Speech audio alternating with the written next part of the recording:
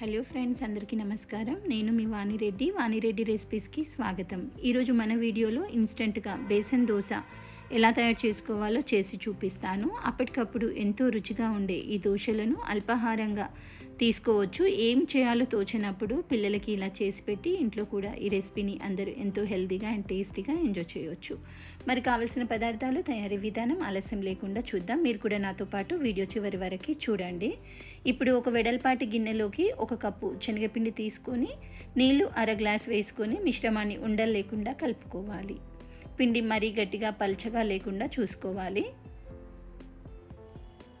చిన్నగా తరిగిన ఉల్లిపాయ 1, చిన్నగా తరిగిన పచ్చిమిర్చి 2, వాము 1 టీ స్పూన్. చేత్తో వీడియోలో చూస్తున్న విధంగా నలుపుకొని వేసుకోండి. తరిగిన కొత్తిమీర ఆకు కొద్దిగా వేసుకోవాలి. ఉప్పు తగినంత వేసుకోండి. ఇప్పుడు మిశ్రమాన్ని పూర్తిగా మరొకసారి అంతా కలిసేటట్టు కలుపుకోవాలి. పిండి మీకు మరీ గట్టిగా అనిపిస్తే కొద్దిగా నీళ్లు వేసుకుంటూ పల్చగా మరీ గట్టిగా లేకుండా చూసుకోవాలి. ఇప్పుడు మనం ఈ గిన్నెను పక్కన పెట్టేసుకొని వేడెక్కిన పెనం పైన ఆయిల్ని అప్లై చేసుకోవాలి. ఇప్పుడు మనం తయారు చేసుకున్న ఈ మిశ్రమాన్ని వీడియోలో చూస్తున్న విధంగా వేసుకోవాలి. ఈ దోశలు మనకు పల్చగా మన మామూలు దోశలాగా రావు, కొంచెం మందంగా వస్తాయి. వీటిపైన మూత పెట్టుకొని మీడియం ఫ్లేమ్లో ఒకవైపు కాలిన తర్వాత కొన్ని చుక్కల ఆయిల్ అప్లై చేస్తూ రెండో వైపుకి టర్న్ చేసుకోవాలి. రెండో వైపు కూడా మీడియం ఫ్లేమ్లో గోల్డెన్ బ్రౌన్ కాలిన తర్వాత ప్లేట్లోకి తీసుకోవాలి. ఇలా మనం తయారు చేసుకున్న ఈ దోశలను అన్నిటినీ ఒకే విధంగా చేసుకోవాలి.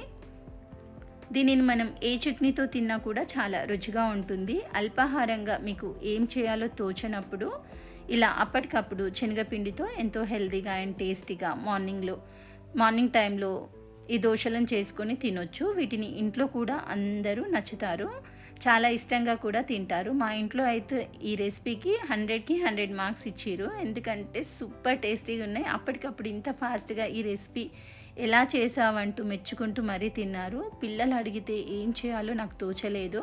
అప్పటికప్పుడు ఇంట్లో బ్రేక్ఫాస్ట్కి ఇంకా పిండి లేదు, ఇంట్లో రుబ్బింది ఏం లేదు, ఉప్మా అయితే తినరు. ఏం చేయాలని ఇలా ఇన్స్టెంట్గా శనగపిండితో దోశలు చేసి పెడితే వాళ్ళు లొట్టలు వేసుకుంటూ 1కి 2 మరీ తిన్నారు. దీన్ని మీరు పెరుగుతో కలిపి కూడా తినొచ్చు, మీరు చట్నీతో కూడా తినొచ్చు.